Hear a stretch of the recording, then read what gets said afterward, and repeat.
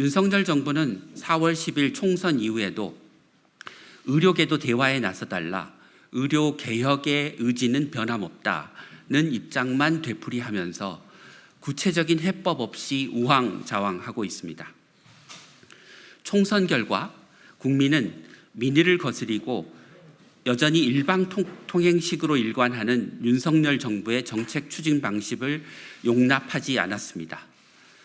이제 소통해야 합니다. 국민의 생명과 건강권을 위협하는 의료 공백, 의정 갈등, 국회가 적극적으로 중재자로 나서야 합니다. 더불어민주연합 의료개혁특위는 의료 현장 정상화를 위해 윤석열 대통령에게 다음과 같이 촉구합니다.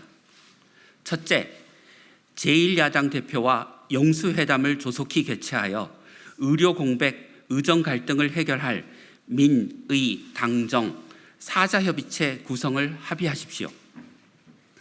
그동안 비공개 밀실에서 진행된 야합의 방식이 아니라 공론화된 사회적 협의체 구성을 결단하여 2025년 의대 정원 규모를 국민의 눈높이에서 조속히 확정해야 합니다.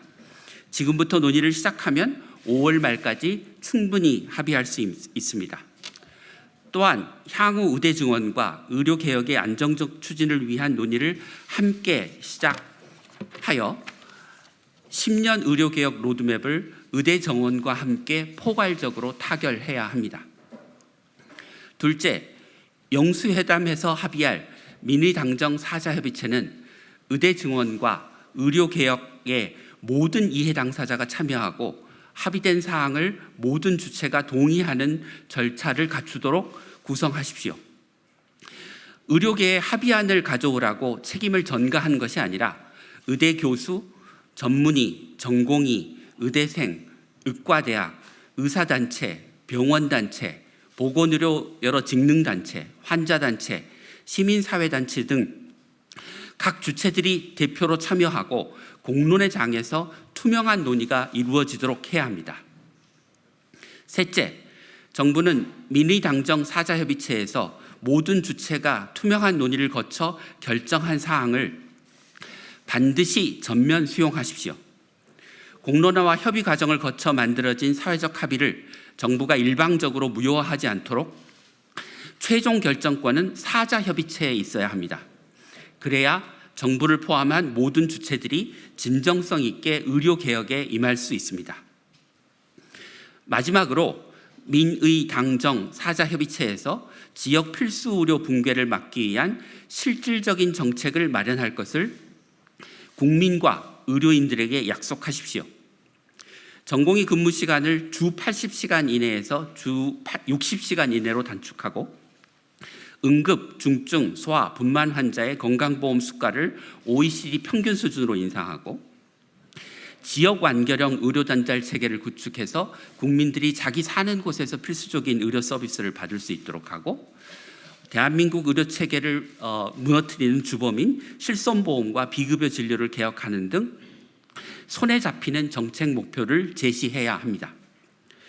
최근 응급실 뺑뺑이와 소아진료 대란이 심화되는 이유는 힘들게 응급 환자, 중환자를 보는 의사에 비해 당직도 없고 경증 환자를 보는 동네 병원 의사 소득이 2~3배 수준으로 껑충 뛰었기 때문입니다. 지역에서 필수 의료를 하는 의사들이 워라밸도 좋고 경제적 보상도 적절하게 받는 의료 체계를 만들어야 합니다.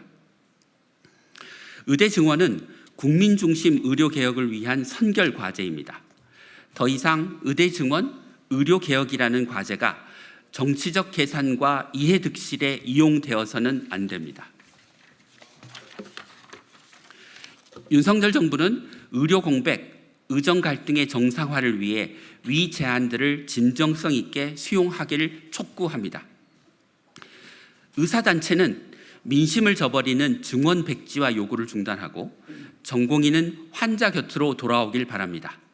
국민과 환자를 위해 사회적 협의체에 조건 없이 참여하십시오. 의료계의 결단을 호소합니다. 더불어민주연합 의료개혁특위는 국민을 최우선으로 하는 의료개혁을 위해 처음부터 끝까지 앞장서 나아가겠습니다. 2024년 4월 16일 더불어민주연합 의료개혁특별위원회